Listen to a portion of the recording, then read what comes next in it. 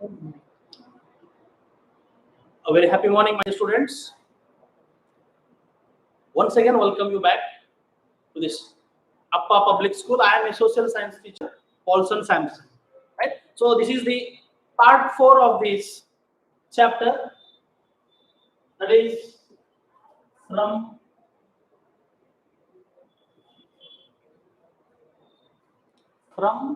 trade to territory. Trade to territory. I hope. Okay. So who's the first one to join the class? It's Shashank Patil. Good morning, sir. Okay. Very lazy fellow. He's typing G dot M dot. Very lazy fellow. Okay. Prabhulam Mudda, Bharatesha, Chinmay. Okay. Vinay Ambadi, Aishwarya Ambadi, Vaishnavi. Okay. Muhammad Azik. Good morning, sir. Okay. Hussein. Good morning, sir. Right. So today the date is 9th of August 2021. It's grade 8 social, that is from the history portion. Okay, so now I hope all have joined. Yes, still or something as someone reader. Srishant Uppin, I can't understand. RIDR, I didn't get it. Savita MS Patel, Anand Shirwalkar, Renuka Kobal, good morning. Okay, someone K24, Priyanka M. Patil. Okay, good morning, sir. Happy morning. Shiva Biradar, happy morning. Nandu Patil, okay, right? Ravi Nasi something. Sakshi Nasi, right? Okay, Nandu Patil. Yes, my dear students. Okay, right now you are all joining. Yes, good. Pleasant morning. It is Shashank Patil. Okay, let us start. Okay, let us. My dear students, I hope. So I will ask just to quickly recap here what we have learned in the past classes. So I will be asking questions, so which you need to answer only in a word or a sentence. Please do not elaborate the matter. Right? Okay. So now, who discovered the sea route to India and in which year? Who discovered the sea route to India and in which year? Is my first question.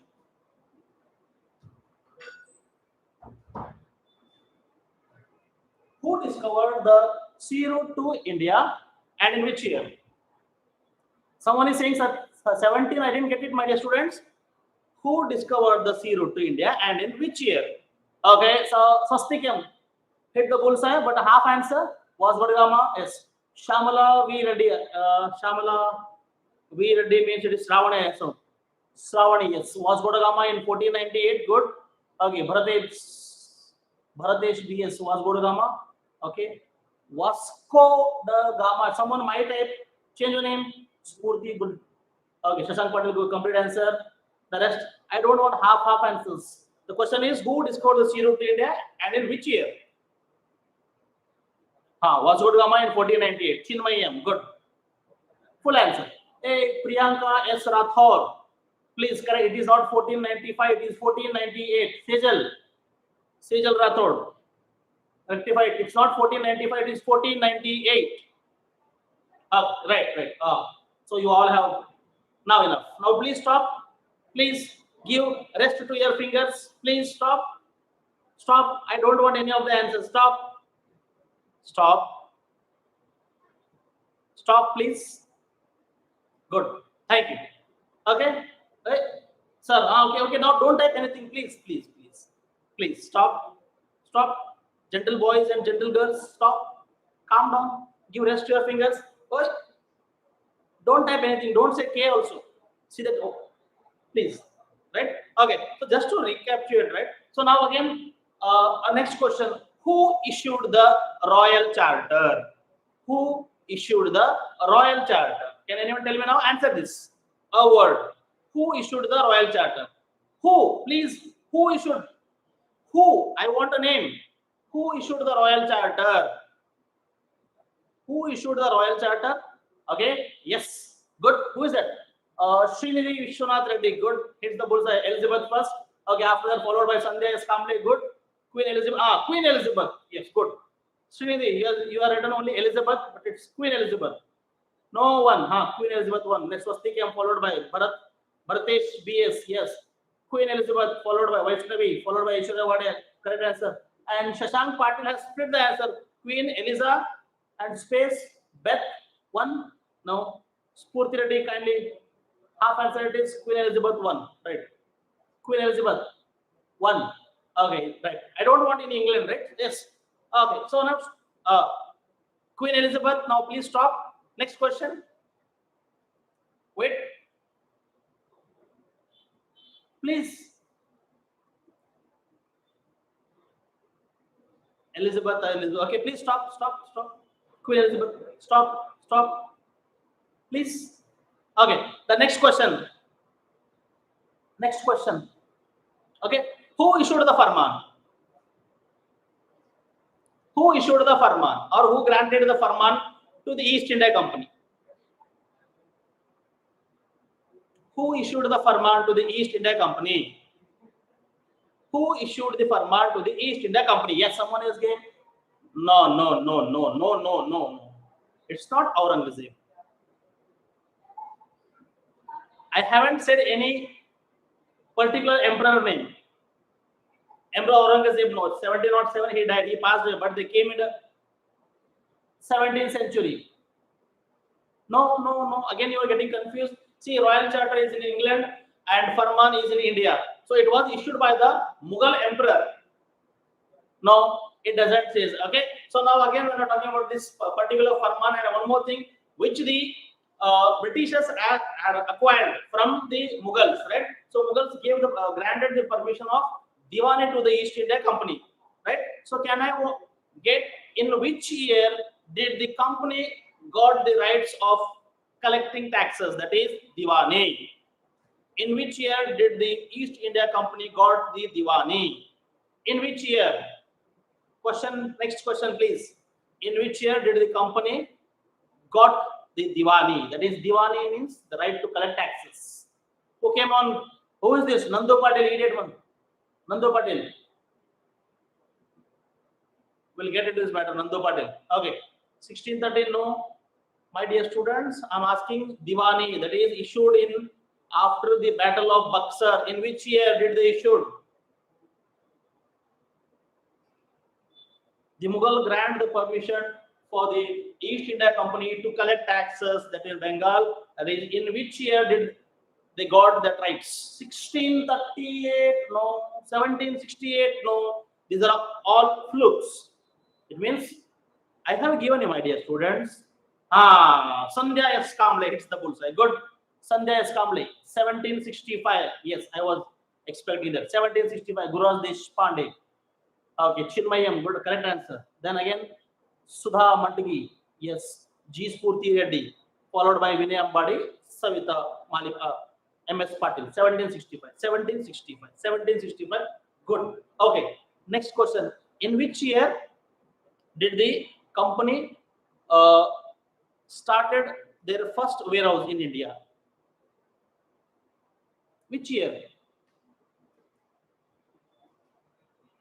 1765. Stop, please. Stop it. 1765. Stop. I'm just recalling you, right? 1651. Someone has hit the bull's eye. Shashank Patil. Good. Followed by Bharatesh BS. Yes. 1707. No. 1651. Okay. Yes. Sushti Mudol. Just now she came. Very late. 1651. Mallikarjun. Okay. Good. Shravani. Followed by Srinidhi. And then Vinay Ambadi. Aishwarya, and then Shashank Patil, G. Spurti Reddy once again, Spurti Reddy, yes, Tulsi, Valli Tulsi, Prabhuling Muda, 1651, Aishwarya, okay, good, right, so these ones are, right, so I can ask still many questions like when was the Battle of Plassey fought, where the Buxar fought, and between whom was this battle fought, right, and in which year maybe these the Britishers defeated Marathas, right, and again defeated the this Mysoreans, especially Tipu Sultan and Hyder Ali, right? What was the reason for this Britishers to attack over the Mysore territory or to wage war against the father and son duo, that is Hyder Ali and Tipu Sultan? What were the reasons, right? So I hope you all have got this. So now after this, when we are starting, my dear students, again there was the claim to paramountcy in the Next topic, claim to paramountcy. Claim to paramount.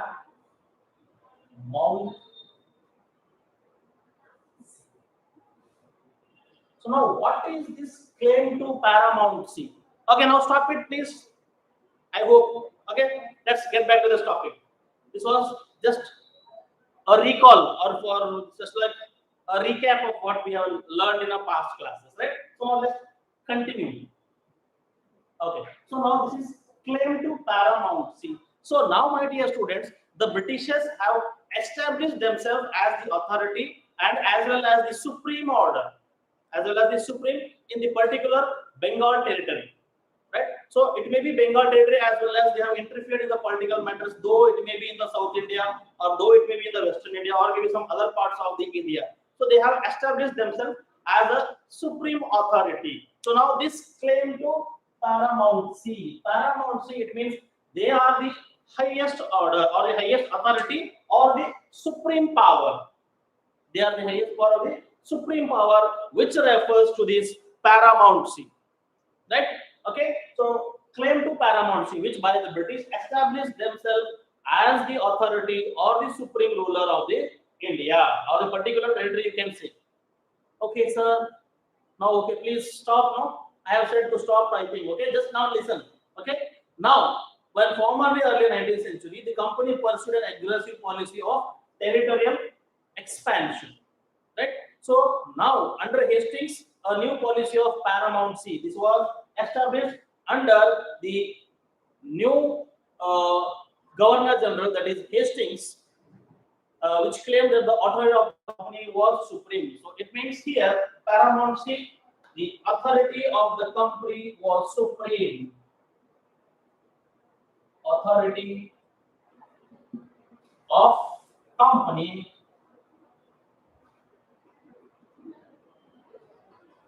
is supreme. This one refers, this paramountcy refers to the authority of company which is supreme or which is the highest authority, or right. So this is one word. Now this was been initiated under the Governor General by the name Hastings. Hastings. Okay. Now again, it is also said that in order to protect its interest, it was justified in annexing any Indian kingdoms, right? For example, so now in the previous, before starting our previous class, my dear students, you can recall that about the subsidiary alliance. Subsidiary alliance. So now subsidiary alliance is one of a diplomatic policy which has introduced. I hope you all remember and recall this subsidiary alliance. Right. So now this subsidiary alliance was imposed on some of those kingdoms which may be weak or which may be strong, right? By diplomatic ways, this has been implied, right? So some of those kings which were strong, they fought with the Britishers, and after failing to win against the Britishers, they have agreed in a diplomatic way. They came to a pact and signed this subsidiary alliance. And the kingdoms which were very weak to tackle, they can't fight with the company, so they themselves came and voluntarily accepted the subsidiary alliance. So now subsidiary alliance, right? So now under the subsidiary alliance, the king or the ruler are not supposed to have their independent army. Instead, they will be protected by the company. It means the company will be providing a subsidiary force for the ruler, in which they have to pay. In which the ruler has to pay for the subsidiary forces which were granted by the company. And the last one is, if the ruler fails to pay the subsidiary amount, then a part of his territory will be taken over as penalty. Right? So late fee or not paying of the fee will attract penalty. Right? Just like you may write in the correct scenario, we may have something to pay the taxes on a particular day. It will have to pay this particular day. If the day exceeds, then the tax or the extra amount will be added, right? So the penalty amount will be, the particular amount will be increased, right? So that's here also the same thing. So if the amount not paid on time, then it will attract penalty. Then the penalty is not the hefty amount or the extra amount. In turn, they will be taking, they will be annexing a part of their territory. So this was also one of the diplomatic way which the Britishers annexed the Indian territories. So now with this also, it's not that many of those kingdoms, right? So they voluntarily accepted this authority of the company. So in India and in Karnataka, my dear students, we have a protest for this claim to paramountcy. So in this, so the name, can anyone guess? So in India, in Karnataka, we had a kingdom, that too particular in our North Karnataka.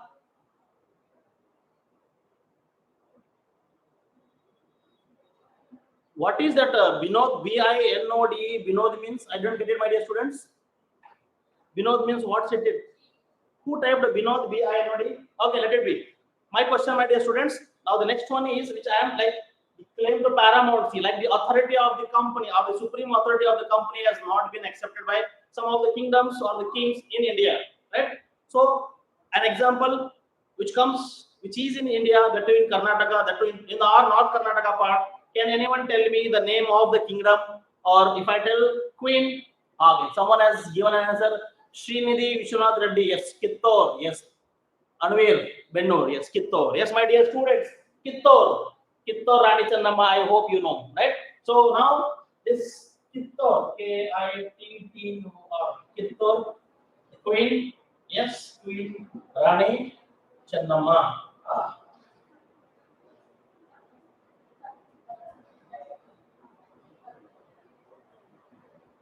Now, my dear students, why this particular? It's not only Kittur and Channamma. In India, also many kingdoms also fought against this. The diplomatic way in which the Britishers were trying to annex the kingdom. It means the claim to paramountcy, the supreme authority they want to. So now, why Rani Channamma opposed the Britishers? It was because of a policy which was, because of this policy there was there, and one more policy which was introduced by Dalhousie, Dalhousie, and the policy, the diplomatic policy which was introduced by Dalhousie is the policy of Doctrine of Lapse.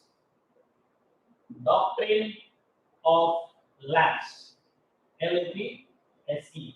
Do please make a note. I hope my students, okay, Srishti Mudok. My dear students, I hope you all are carrying your book, pad, pen, pencil to jot down some of these points, right? Is it? Yes, my dear students. So now, what is this doctrine of lapse policy? Right? So now it states, when a king dies without a male heir, king dies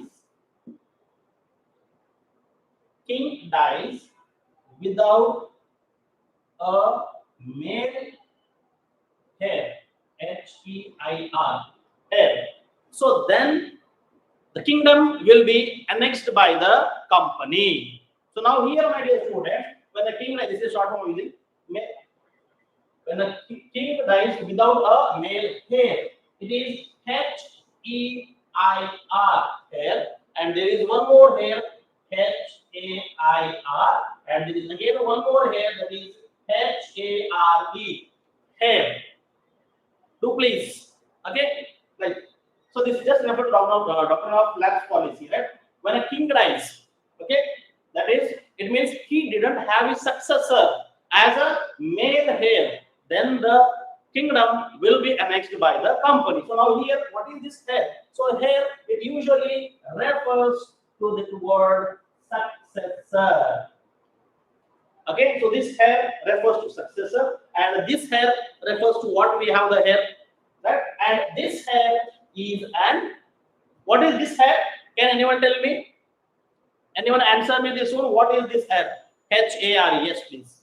Now it's your turn to answer. Come on. Come on. Come on. Okay, someone is Shashank Patil. Okay, has hit the bullseye. Good. Rabbit. Yes. Animal. Rabbit. G. Spurti Reddy. Okay, rabbits, baby, sir. Okay, Srishti Mudar. Okay, right? Srinidhi. Rabbit. Okay, rabbit, animal, sir. Okay, hare. Okay, it's a animal. It's a rabbit family. It belongs to the rabbit family, right? Oh, the famous one, the story which we have already with the hare and the tortoise, which you all are familiar and which we are also familiar. We have read in the Montessori or maybe in this first or second standard. We have read the story. Agreed? Yes. Okay. So so don't get confused. This hare. Please do not use these two when this male hare comes. Successor. So this hare refers to the successor. So now this particular policy was also opposed by many of the kings, right, and kingdoms in India. So now this doctrine of lapse policy was introduced by Dalhousie, the then Governor General. Okay. So now, according to his policy of doctrine of lapse, when a king dies without having a male heir or successor, then the kingdom will be annexed by the company. So this is what. So now let's talk about again when we come back to Kittur Rani Channamma, my dear students. So now it happened that so when she was fighting against the Britishers, right? So she has the one who has fought against the Britishers, who has fought against the Britishers. So now again she had fought some of the wars with the Britishers, right? So at last, so it was the Britishers who had gained the upper hand and they have succeeded in diminishing the particular protest, right? So this was about the Britishers. So now here, the policy was challenged by Rani Channamma of Kittur in Karnataka through arms. The struggle was carried on by Rayana, a poor chowkidar in Kittur after Rani's death in prison. So now here, Rani Channamma was arrested in 1824. Rani Channamma, when she was fighting the Britishers, arrested her in the year 1824 and she died in the year 1829 in the same prison. In the prison which she was kept as captive. Okay, she was kept in the same prison. She died. So though it was when she was arrested, it was carried on by Sangoli Rayana. Hope we all know the name Sangoli Rayana, right? The freedom fighter also we can call him, right? So he has also fought with the Britishers. Though when she was in the prison, he was responsible to destroy some of the camps of the Britishers in the region of Kittur, and ultimately he was captured in the year 1830 and he was hanged to death in the same year.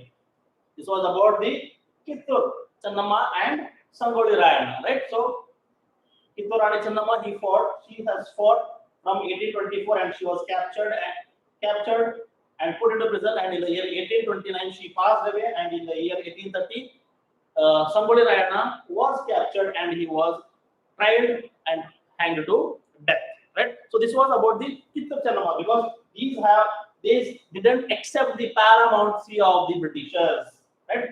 They didn't accept the paramountcy of the Britishers. So now only it is not only relevant or applicable or only been fought in Karnataka. So again, my dear students, that the Britishers were also having they wanted to claim the paramountcy. It's not only in southern India, it's maybe in the northern India, western India, either in the northwestern India and also in the eastern province also. They wanted to establish the paramountcy, right? So now when we coming to the western, it was the Maharaja Ranjit Singh, who was a headache for the Britishers. Because of him, they can't establish their supremacy on the particular. And also in Afghanistan also, my dear students, they were also fighting in the Afghan also with the Afghan. And also, what is the reason to fight in the Afghanistan? Because at that time Russia was also in the power and they may come to India and also attack in India, and also they may claim the supremacy. As a result of particular of this, they wanted to establish their supremacy in the Afghanistan region, right? So they had at last they claimed the supremacy, right? And then they established their power in Afghanistan. And after the death of Maharana Ranjit Singh, right, it took nearly 10 years for the British. So it was a prolonged war with the Punjabis, the successors of Maharana Ranjit Singh. And at last, in the year 1849, Punjab was annexed, right? So this was some of those who fought or who didn't accepted the supremacy of the Britishers. I hope you got this, right? Now, after this, my dear students, this was the doctrine of lapse of policy was introduced. So now, Dalhousie, the Governor General of the Bengal, devised the policy of Doctrine of Lapse policy. Right, as I said, it said if any Indian ruler died without a male heir, his kingdom would lapse and become a part of the company territory. This is about the Doctrine of Lapse policy. See, it's not only they have applied the policy of Doctrine of Lapse. Doctrine of Lapse policy. Right? Doctrine of lapse policy. They didn't apply it only in Kittur, right? So it may be the kingdoms of Satara, Sambhalpur, Udaipur, Nagpur, Jhansi, Awadh, right? So where some of the kingdoms names which have been annexed by the policy of Doctrine of Lapse. Doctrine of Lapse, right? Satara, Sambhalpur, Jhansi. I hope you are familiar with the word Jhansi. Okay, when I say the word Jhansi, which name comes in your mind first? When I say the word Jhansi, which names comes first in your mind? Or which is the image which gets in front of your eyes or in your mind? Can I? Hey, DGV, who is that? Hey, King Kong, change your name. Okay, who said? Okay, it's Srishti Mudal, yes. Jhansi Lakshmi Bai, sir. Don't say sir, okay. Jhansi Rani Lakshmi Bai, yes, okay. You know this, okay? Again, Udaipur.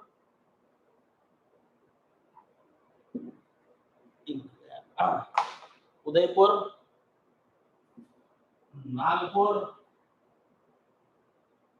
right? So the question may come: name few territories, right, which has been annexed by the Britishers by applying the policy of Doctrine of Lapse. You can get this, right? The name Satara, Sambalpur, Jhansi, Udaipur, Nagpur, Awadh, right? So these were the kingdoms which were annexed by the Britishers by applying the policy of Doctrine of Lapse, right? Now the argument given by the British was misgovernment, like in Awadh. So there was misgovernment, which was the British gave some of those decisions which led to argument. That and again, this humiliation led the people of Awadh to join the revolt that broke out in 1857. So now this Awadh, I got to cover that. Awadh was also annexed by applying the policy of Doctrine of Lapse. This is a diplomatic policy. So now Awadh, see now Awadh before annexing Awadh, so they were humiliated also. They were the kingdom before annexing also. After annexing also, the king or the people or the peoples of the Awadh were humiliated by the Britishers.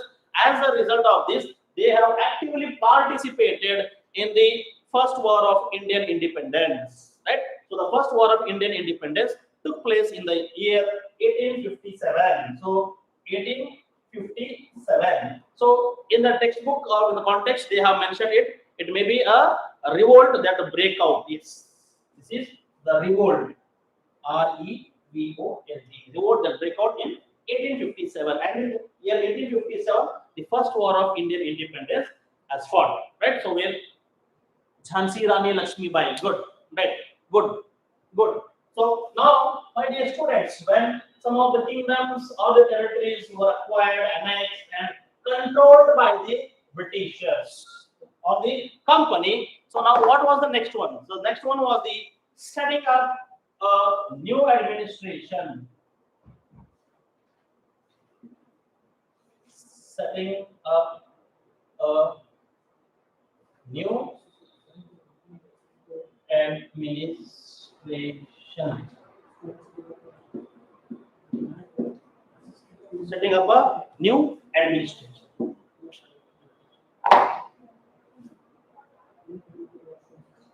Alright. Okay. So now when they are acquired, so there must be a discipline. There must be a particular pattern where the people must be managed or maybe administered. Right. It may be by the local body or the laws which were governed by the or made by the company. So now Warren Hastings. Do please remember Warren Hastings took over as a governor general. The company had already acquired power in Bengal as well as in Bombay and Madras. Right. So now the company had basically or major three presidencies three presidencies. That is, one is the Bengal, second Madras, and third one is Bombay or Amchi Mumbai, we call it, right? Okay, so these were like the company. Firstly, the whole nation country, they have divided into provinces, and those presidencies, those three presidencies are Bengal, Madras, and Bombay. So now these are changes which the company has got, like dividing, ruling a vast nation, right? It is not possible simply as they want, but they have to be systematically ruled. So for that, the whole nation was divided into three presidencies, and it is Bengal, Madras, and Bombay, and each presidency was ruled, yes, was ruled by a governor general. Just like how our nation is divided into states, and then states to districts, and then districts to talukas, and then talukas to the hubli levels, and as well as the villages, right? So like this, they have also divided the whole nation into these three presidencies, right? So 1857, please stop now. Okay, so now this was about just starting of the setting up of the new administration. Only we have read about the three presidencies. In the next class, you will read more about the administration process. Okay, thank you. Bye bye. Have a good day.